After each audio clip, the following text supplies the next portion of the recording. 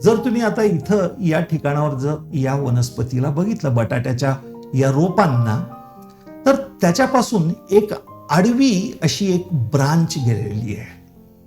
ही त्याच्या लोअर इंटरनोडवरून, जमिनीच्या जवळ असलेल्या नोडपासून, तिथं असलेल्या ॲक्झिलरी बडपासून ही आडवी वाढत गेली आहे.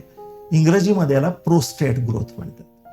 तर या मॉडिफिकेशनचं, या एक्सटेन्शनचं नाव हे स्टोलन आहे. तर हा एक स्टोलन असा क्रीप करत गेलाय सरपटत, आणि नंतर तो जमिनीच्या आत गेलाय आणि त्याच्या टोकावर हे पोटॅटोज म्हणजे बटाटे आपल्याला बघायला मिळतात.